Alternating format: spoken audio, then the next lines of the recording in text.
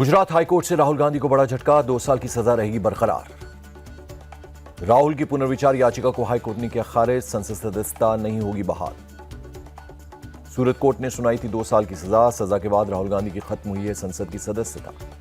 Modi surname मानहानि case में सूरत court ने सुनाई थी सजा, गुजरात हाईकोर्ट से भी राहुल गांधी को नहीं मिला स्टे। गुजरात हाईकोर्ट के फैसले को चुनौती देंगे राहुल गांधी, फैसले के खिलाफ सुप्रीम कोर्ट जाएंगे। राहुल की याचिका खारिज होने पर प्रियंका का ट्वीट, दिनकर की कविता समर शेष है शेयर कर लिखा, अहंकारी सत्ता से जनता की लड़ाई लड़ रहे हैं राहुल। गुजरात हाईकोर्ट के फैसले को कर्नाटक के उप मुख्यमंत्री डीके शिवकुमार ने बताया दुर्भाग्यपूर्ण, कहा पूरा देश और विपक्ष राहुल जी के साथ खड़ा है।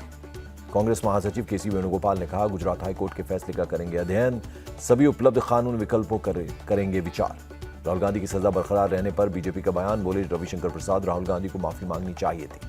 बीजेपी बोली राहुल गांधी ने ओबीसी समाज का अपमान किया, राहुल मानहानि केस में आदतन अपराधी।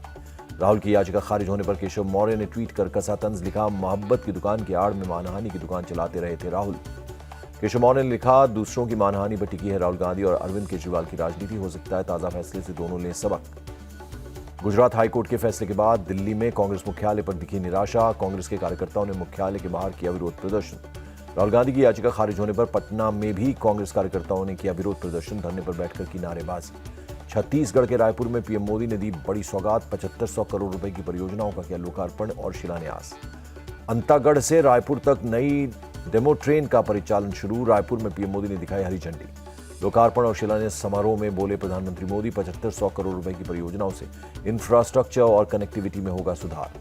आदिवासी बहुल गांवों में मोबाइल सेवा में सुधार की पीएम मोदी ने की तारीफ, कहा 20% से अधिक गांवों में नहीं थी मोबाइल कनेक्टिविटी, अब केवल 6% गांवों को जोड़ना बाकी। कार्यक्रम में मंच पर सीएम भूपेश बघेल ने किया पीएम मोदी का वेलकम, स्मृति चिन्ह भी किया भेंट। रायपुर में पीएम मोदी की विजय संकल्प महारैली, पीएम ने रैली में आ रहे 2 कार्यकर्ताओं की बस हादसे में मौत पर जताया दुख। रायपुर की रैली से पीएम मोदी ने विपक्षी एकता पर बोला हमला, कहा जिनके दामन दागदार वो एक साथ आ रहे हैं। पीएम मोदी बोले विपक्ष करप्शन की गारंटी तो मोदी भ्रष्टाचार पर कार्रवाई की गारंटी में डरने वाला नहीं। विजय संकल्प महारैली में कांग्रेस पर पीएम मोदी का डायरेक्ट अटैक, बोले छत्तीसगढ़ में विकास विरोधी पंजा हावी, गंगा जी की झूठी कसम खाने का पाप करती है कांग्रेस। पीएम मोदी ने छत्तीसगढ़ को बताया कांग्रेस का एटीएम, कहा कोयला माफिया, रेत माफिया, भू माफिया जैसे हर तरह के माफिया यहां फल फूल रहे हैं।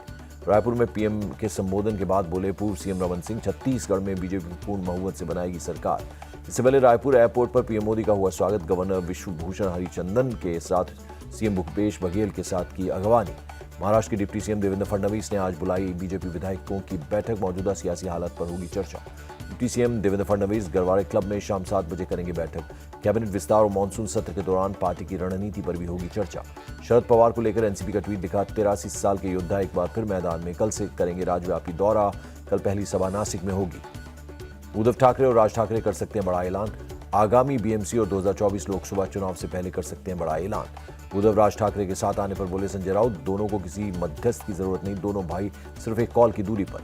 पंकजा मुंडे ने राहुल गांधी और सोनिया गांधी से मुलाकात की खबरों को किया खारिज, कहा अगर मुझे कुछ करना होगा तो डंके की चोट पर करूंगी।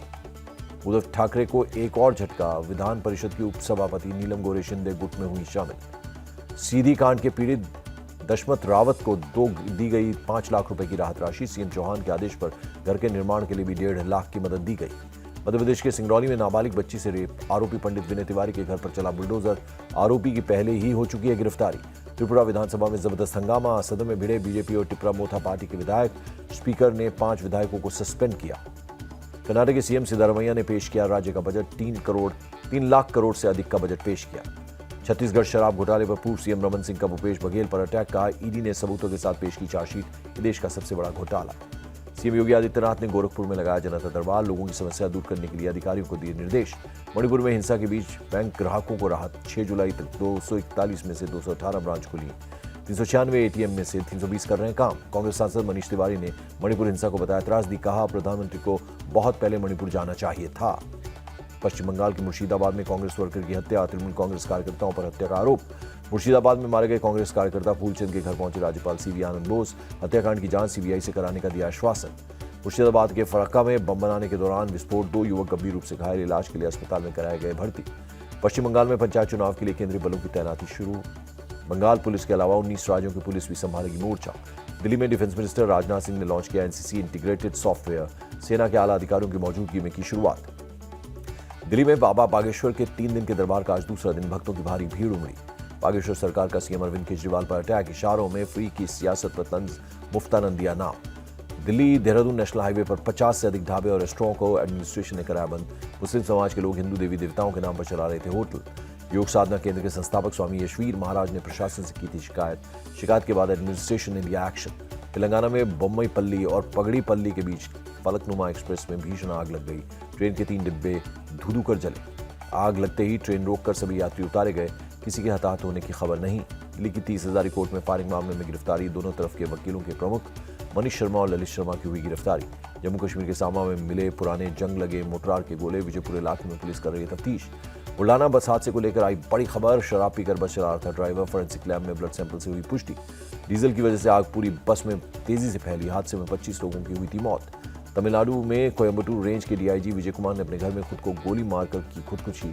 2009 बैच के आईपीएस अधिकारी थे विजय कुमार। बेंगलुरु में कस्टम विभाग ने पकड़ी एक्सपोर्ट की जा रही बेशकीमती कलाकृतियां। घरेलू सामान से भरे कंटेनर में ले जाया जा रहा था सामान। हैदराबाद से गुंटूर जा रही बस में आग लग गई। सभी 30 पैसेंजर्स को सुरक्षित बाहर निकाला गया। बस पूरी तरह जलकर खाक हुई।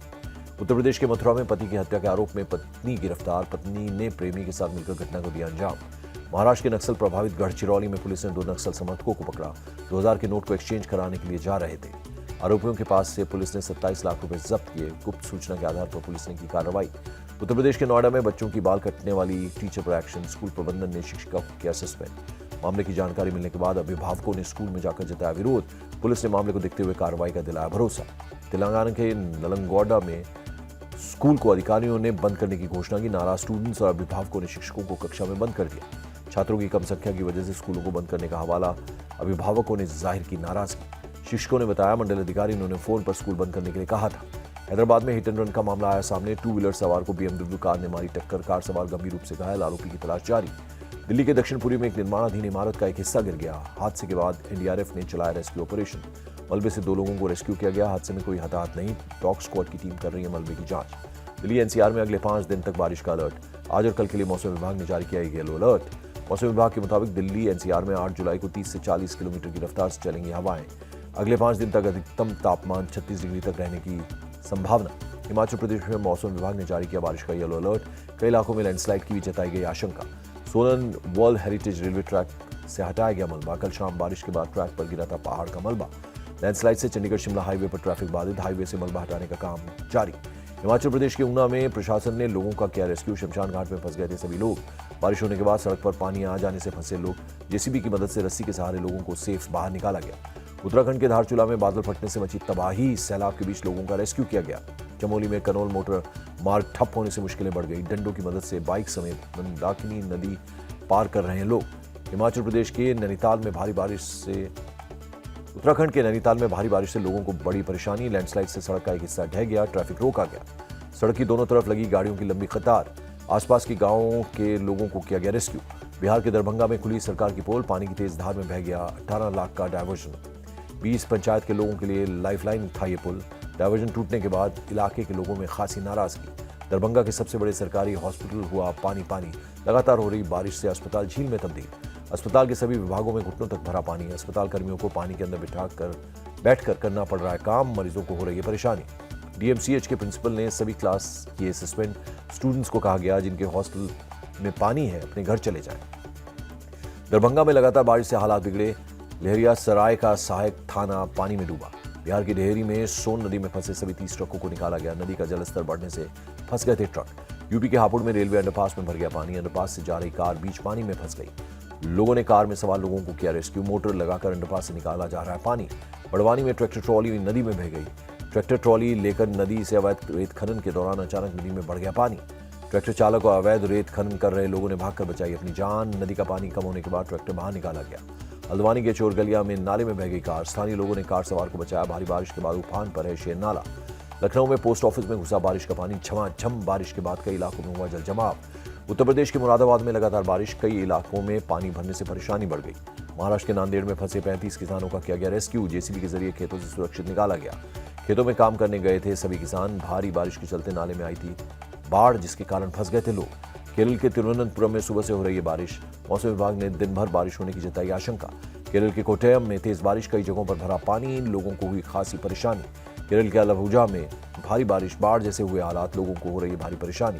केरल के कोझिकोड में लगातार बारिश से बढ़ा नदियों का जलस्तर, कई इलाके पानी में डूबे, घरों में भी घुस गया पानी। कर्नाटक के दक्षिण कन्नड़ में लैंडस्लाइड की चपेट में आया एक मकान, मलबे में दबकर 20 साल की लड़की की मौत, एक महिला घायल हो गई। कर्नाटक के बेंगलुरु में लगातार बारिश का कहर, शहर में कई जगह भारी जलजमाव। कर्नाटक के उडुपी में भारी बारिश से परेशानी बढ़ी, शहर के अधिकांश इलाके जलभराव की वजह से चपेट में आए। गोवा की राजधानी पणजी में मूसलाधार बारिश, सड़कों पर भरा पानी, समुद्र में भी उठ रही ऊंची लहरें। भोपाल में सब्जियों की कीमतों में वृद्धि होने से लोगों को परेशानी, 150 से 160 रुपए किलो बिक रहा है टमाटर। हरिद्वार में हाथी पुल के नीचे तेज बहाव में फंसा कांवड़िया, रात 2 बजे जल पुलिस ने सुरक्षित रेस्क्यू किया।